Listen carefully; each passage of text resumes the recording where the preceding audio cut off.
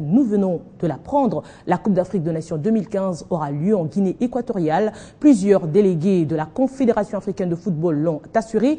La CAF doit annoncer sa décision lors d'une conférence de presse en début d'après-midi ce 14 novembre 2014. La Guinée équatoriale, qui avait co-organisé la CAN 2012 avec le Gabon, remplace donc le Maroc pour accueillir la CAN 2015. Les Marocains avaient été dessaisis après avoir demandé 2 fois le report de la compétition prévue du 17 janvier au 8 février et par peur du virus Ebola.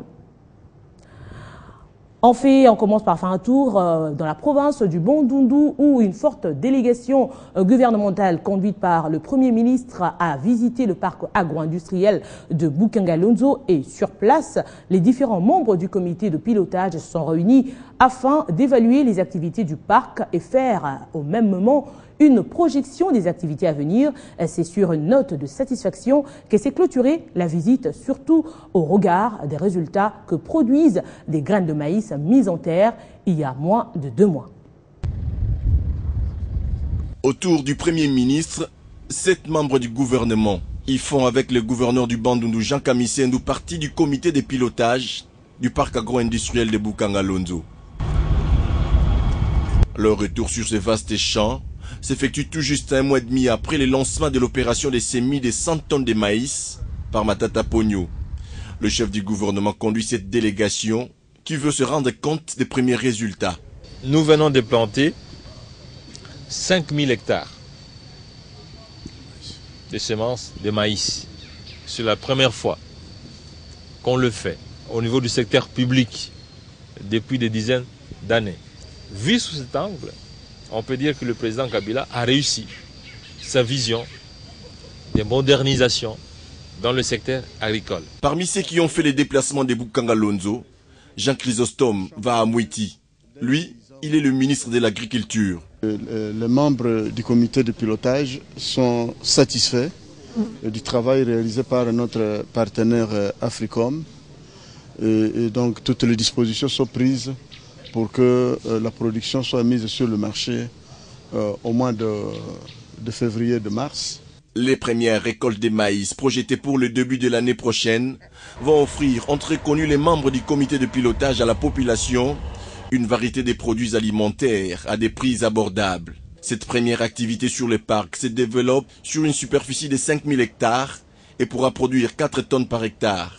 Le gouvernement, sous l'impulsion du chef de l'État, avait mobilisé 83 millions de dollars américains, dont 53 pour la mise en production du parc agro-industriel de Bukangalonzo. Justice internationale, affaire Jean-Pierre Bemba. Au terme de 2 jours d'audience, la défense et l'accusation ont présenté leur conclusion finale. Jean-Pierre Bemba, président du MLC, poursuivi pour crimes contre l'humanité et crimes de guerre commis en Centrafrique en 2002 et 2003, devra attendre le verdict final.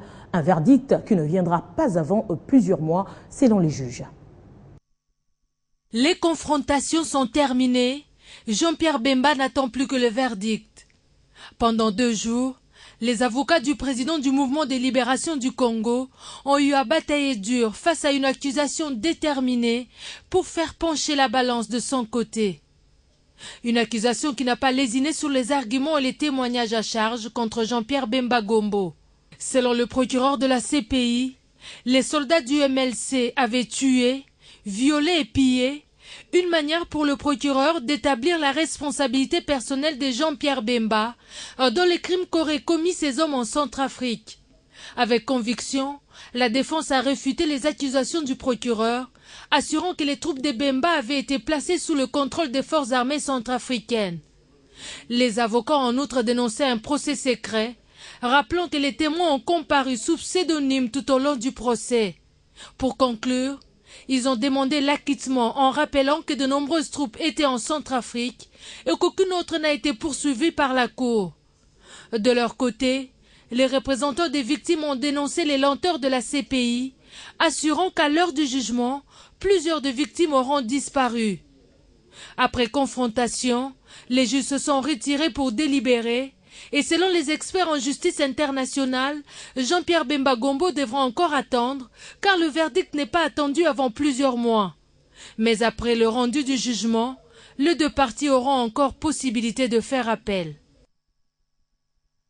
Justice, toujours, affaire Mamadou Ndala. L'opinion va bientôt être fixée sur les contours de l'assassinat en janvier 2014 du héros de la guerre contre les ex-rebelles du M23 sur la route de Béni, ouvert le 1er octobre à Béni, dans le Nord Kivu. Le procès a été marqué hier, jeudi, par des débats contradictoires entre les deux parties. L'audience de mardi 11 novembre a marqué la fin des plaidoiries avec au moins 4 dossiers, notamment ceux des prévenus colonels Kamoulete, Youssoufou Mandefou et Nale Hassan Youssia. Le commandant du 42e bataillon commando des forces armées de la RDC avait été abattu le 2 janvier dernier dans une embuscade tendue par les hommes armés non loin de l'aéroport de Béni. Le procès des présumés assassins du colonel Mamadou Ndala avait alors été lancé début octobre à Béni, dans le Nord Kivu, et à ce jour, la défense du colonel des FARDC Kamoulete a estimé que son client devrait bénéficier des circonstances atténuantes pour avoir collaboré avec la Cour en apportant plusieurs éléments d'éclairage pendant le procès. Le prévenu Kamoulete a devant la Cour chargé le colonel Birocho Nzanzu, l'accusant d'avoir planifié l'assassinat du colonel Mamadou Ndala en janvier dernier. Pour la défense du prévenu Youssoufou Mandefou, un rebelle de l'ADF utilisé pour le transport des biens entre l'ADF et le colonel Birocho a demandé l'acquittement de son client qui, selon elle, n'a pas participé directement ou indirectement à l'assassinat de Mamadou Ndala.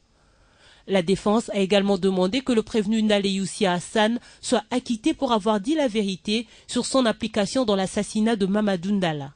En plus des officiers supérieurs des FARDC, une quinzaine des prévenus sont poursuivis. Parmi eux, 8 civils et 2 anciens gardes du corps du colonel Mamadou Ndala. Au lendemain de la fin des débats contradictoires entre le ministère public et la défense, le verdict final a été annoncé pour le 17 novembre prochain. En attendant le verdict, la Cour militaire du Nord Kivu a ouvert le procès des personnes accusées d'avoir participé aux tueries et violences enregistrées dans la région de Béniville et territoire. Et au sujet de Boukengalonzo, Jérôme Sekane est notre invité. Il est journaliste spécialiste de questions économiques, mais aussi directeur général de l'agence Galaxy Media. Il a participé à la réunion stratégique présidée hier par le Premier ministre Matata Ponyo et quelques membres de son équipe à l'occasion de sa visite à Boukengalonzo. Bienvenue. Merci. Et déjà, la première question alors, pourquoi cette énième visite du chef du gouvernement à Boukengalonzo? N'est-ce pas une visite de trop? Non. Il fallait évaluer. Vous vous souviendrez, le 22 septembre dernier, on avait commencé la CEMI. Et pour terminer la saison A, qui s'est terminée effectivement les 13, il fallait nécessairement que le chef du gouvernement puisse descendre là-bas avec les comités de pilotage, les membres du gouvernement qui sont directement impliqués au projet, pour assister au CEMI au dernier CEMI, donc, c'est-à-dire 5000 hectares de maïs ont été sémés, et ce qui est un exploit, parce que c'est 10 km sur 5 à vol d'oiseau, si vous regardez les près, et c'est une étape très importante. Il fallait maintenant évaluer qu'est-ce qui a marché, qu'est-ce qui n'a pas marché, comment on va arriver à satisfaire les attentes de la population en ce qui concerne bien sûr l'autosuffisance alimentaire, c'est le plus grand objectif, voir si la population la population locale est impliquée comme prévoit le projet, parce que 10% de ces terrains doit nécessairement être utilisé par la population qui doit être encadrée, et on a constaté que 200 hectares ont été déjà travaillés par les experts qui sont sur le terrain. Il y aura encore 200 autres hectares pour permettre à la population qui va petit à petit basculer dans la modernité et abandonner peut-être nos méthodes traditionnelles de travail. Et vous avez sur place assisté à la réunion stratégique avec Matata Ponyo. Vous pouvez nous en dire les grandes lignes? Non, le problème c'est que, bon, vous savez, lorsqu'il y a la visite comme ça, moi je suis très intéressé. Vous voyez ce que je porte, j'ai fait partie au niveau du réseau de la Banque mondiale, de tous ceux qui militent pour faire en sorte qu'il n'y ait plus de pauvres, réduire, terminer la pauvreté au monde à l'horizon 2030. Et quand il y a des projets comme celui-là, nous sommes très intéressés. On est parti avec beaucoup d'autres amis et j'étais très content, très satisfait de constater que le gouvernement est en train de mettre le bouchée double pour faire en sorte que la population quinoise, la population de la République démocratique du Congo puisse vraiment accéder à l'autosuffisance alimentaire. Vous avez là un projet qui marche très bien. Il y a même l'usine de fabrication d'engrais qui se trouve à Boma, qui va bientôt qui sera bientôt inauguré, qui va commencer à produire 50 tonnes d'engrais dans un premier temps, et puis ça va monter en puissance jusqu'à 500 000 tonnes. Et il était question également de voir comment préparer la seconde phase, c'est-à-dire la saison B. La saison B qui va consister maintenant, on doit plus ou moins 1000 hectares de légumes. Il faut approvisionner la capitale en produits légumineux. Il faut nécessairement qu'on ait des poulets des chairs. Il faut nécessairement qu'on ait des protéines, notamment en ce qui concerne les poissons ainsi que les porcs. Donc, tous ces projets ont été évalués. On a constaté que pour cette deuxième phase, c'est-à-dire la saison B, il faut plus ou moins 330 millions de dollars américains. Et le gouvernement de la République démocratique du Congo s'est engagé à pouvoir payer quelque chose comme 210 millions et va devoir payer régulièrement 4,5 millions de dollars chaque mois pour donner à ceux qui travaillent là-bas afin que ce projet puisse prendre corps. C'est tellement fondamental dans la mesure où on aura l'autosuffisance alimentaire et on aura peut-être une certaine ouverture même pour ceux qui importent, notamment le maïs. Vous avez des sociétés brassicoles, vous avez le PAM qui a besoin également des quantités importantes. Et en parlant justement de maïs, il me semble qu'il y a une bonne nouvelle latente à ce sujet. Vous en savez quelque chose? Bon, première récolte. Oui, la première, c'est au mois de février. Au mois de février et de mars qu'on va commencer la récolte. D'ailleurs, il y a ce qu'on appelle, il y a des machines qui seront des moissonneuses batteuses qui sont déjà là, 2 qui sont arrivées, 2 autres se trouvent déjà à Matadi, et la récolte va se faire entre le mois de février et le mois de mars. Et déjà, on prépare la saison B qui sera une saison très importante parce que ça va permettre vraiment que la population puisse goûter aux fruits des Bukangalonzo, et je pense que le marché sera inondé, et on prévoit même qu'il y ait peut-être un baisse des prix parce que ça va réguler les prix. Et j'étais content de constater que déjà, depuis que ce projet existe, il y a 300 emplois directs qui sont créés. Et quand il y a des emplois directs, vous pensez tout de suite qu'il y aura aussi des emplois indirects. Et il y aura certains étudiants qui travaillent, qui étudient à 150 km de là dans le Bandundu, qui pourront être appelés parce qu'il y a le volet formation, il y a le volet automatisation des femmes, il y a le volet encadrement de la population qui doit être partie prenante. Sauf qu'on a constaté que la population est un peu réticente en ce qui concerne l'usage d'engrais. Il faut maintenant sensibiliser. Le gouverneur de Provence était là. On lui a demandé de pouvoir sensibiliser la population, mais également le chef coutumier, pour permettre à nos compatriotes qui travaillaient de manière traditionnelle de comprendre que nous sommes en train de basculer par la volonté du président de la République dans la révolution de la modernité. Et là, ça sera vraiment une agriculture commerciale, une agriculture qui va produire des quantités énormes dont nous avons besoin parce que nous dépensons 1,5 milliard de dollars américains chaque année pour importer des vivres.